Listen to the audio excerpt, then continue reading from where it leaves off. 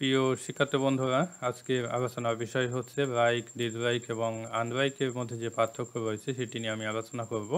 প্রথমে দেখেন like and dislike.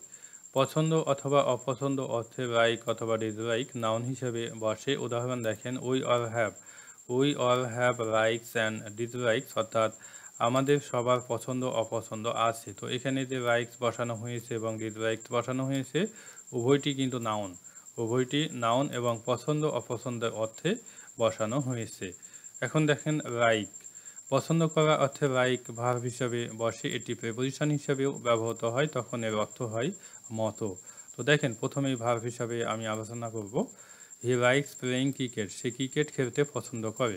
তো দেখেন প্রিয় শিক্ষার্থী বন্ধুরা, এখানে লাইক কিন্তু ভার্ব হিসাবে ব্যবহার করা হয়েছে এবং এর অর্থ হয়েছে পছন্দ করা।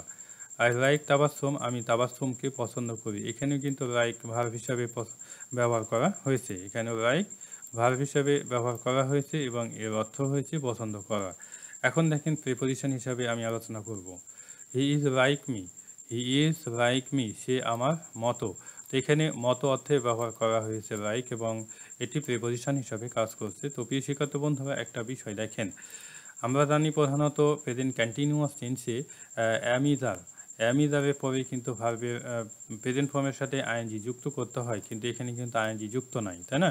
এবং যদি আপনারা প্রেজেন্ট ইনডিফিনিট টেন্সের প্যাসিভ ভয়েস করতে যান তবে ভার্বের কিন্তু পিপি ফর্ম করতে হয়, অর্থাৎ পাস্ট পার্টিসিপল ফর্ম করতে হয়। এখানে কিন্তু লাইক পাস্ট পার্টিসিপল ফর্মও না, অর্থাৎ প্রেজেন্ট ফর্মে রয়েছে।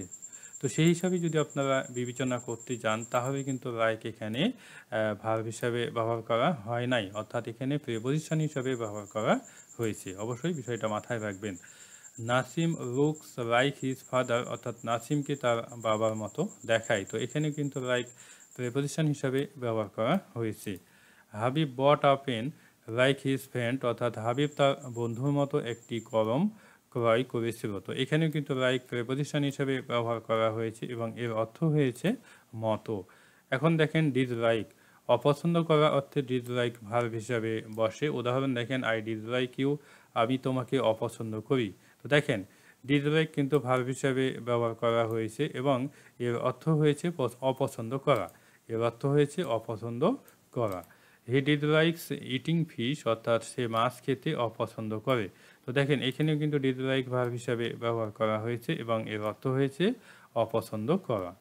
এখন দেখেন আনলাইক। অসদৃশ। অসদৃশ আলাদা মতো না অর্থে প্রেপোজিশন হিসাবে আনলাইক ব্যবহৃত হয়।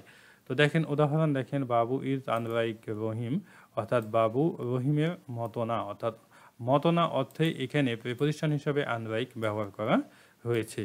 My mother is unlike your mother, অর্থাৎ আমার মা তোমার মায়ের থেকে আলাদা, অর্থাৎ আলাদা অর্থে এখানে আনলাইক প্রেপোজিশন হিসাবে ব্যবহার করা হয়েছে।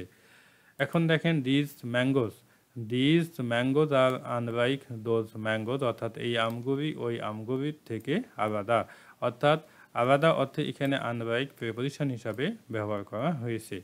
কৃষিকার্য বন্ধুরা অনেকেই যেটি করেন সেটা হচ্ছে লাইকের অপোজিট ওয়ার্ড হিসাবে আনলাইক ব্যবহার করে এবং অর্থ করে অপছন্দ করা, হ্যাঁ, কিন্তু এটি অপছন্দ করা অর্থে কিন্তু ব্যবহার করা হয় না। প্রধানত এটি অসদৃশ আলাদা অথবা মতো না অর্থে প্রেপোজিশন হিসাবে ব্যবহার করা হয়। বিষয়টা অবশ্যই মাথায় রাখবেন। তো আজকে পর্যন্তই। আই হোপ আপনারা বুঝতে পেরেছেন। এরপরে যদি কোনো সমস্যা থাকে অবশ্যই কমেন্টের মাধ্যমে জানাবেন। আমি চেষ্টা করব আপনাদের কমেন্টের উত্তর দেওয়ার। বেস্ট অফ লাক, ভালো থাকবেন। আল্লাহ হাফেজ।